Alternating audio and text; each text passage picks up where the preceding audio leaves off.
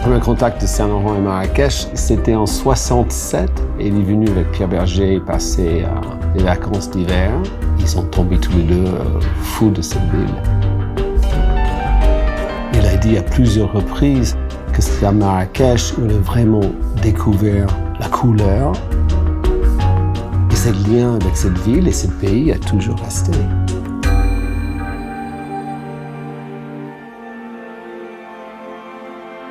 C'est des choses assez uniques de construire un musée et qui est aussi rigoureux parce que rien n'est plus fragile à conserver que le textile, qui demande des méthodes de conservation vraiment complexes.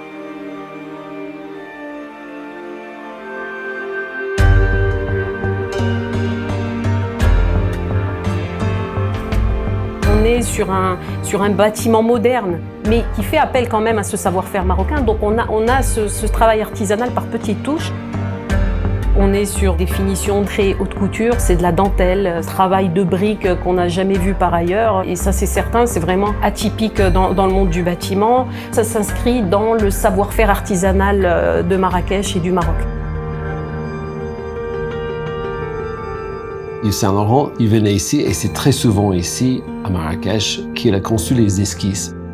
Mais tout est parti d'un sketch ou d'un dessin, d'un croquis. Et très très souvent, ces croquis étaient faits à Marrakech.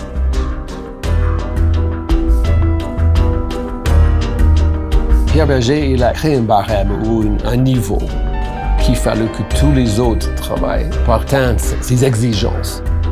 On sentait absolument sur ce chantier, je vais dire une affection, mais quelque chose de très fort entre toutes les équipes pour justement lui faire plaisir, parce qu'il tenait tellement, très touché par ça, parce que c'était quand même un projet marocain.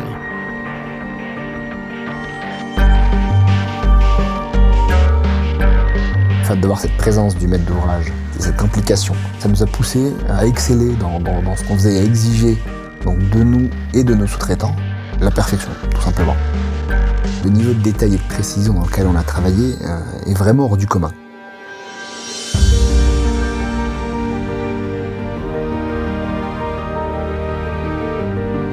Alors, le Zélige était aussi un défi pour Bimaro. Encore une fois, c'était marier traditionnalité avec modernité. Donc il y a eu un grand travail d'échantillonnage pour trouver la bonne formule, donc les différences de ton et surtout les mettre en valeur.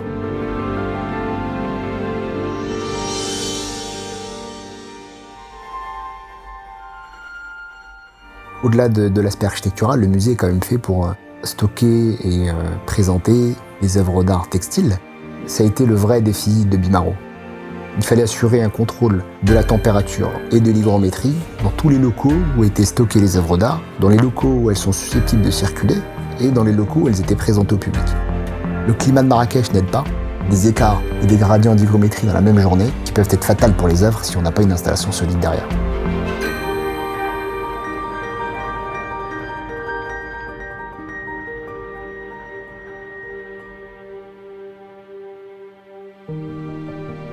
Il faut savoir qu'on participe à la construction d'un bâtiment qui va être visité par des centaines de milliers de personnes par an et de participer au rayonnement, bien sûr, de Marrakech. C'est vraiment une grande fierté.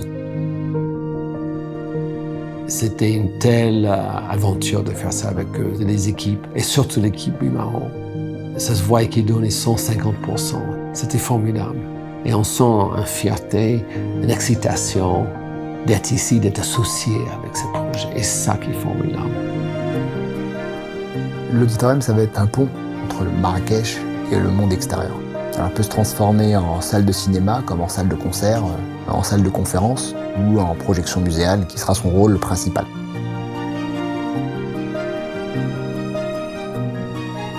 La diversité des intervenants et leur renommée internationale a été aussi un grand challenge pour nous.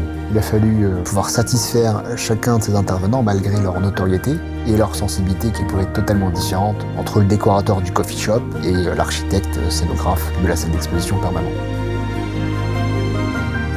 On se distingue par rapport à la concurrence sur cette typologie de projet, puisqu'on nous demande d'apporter une certaine expertise, du savoir-faire sur des projets de finition très haut de gamme et réaliser ces projets-là dans un délai finalement qui est restreint.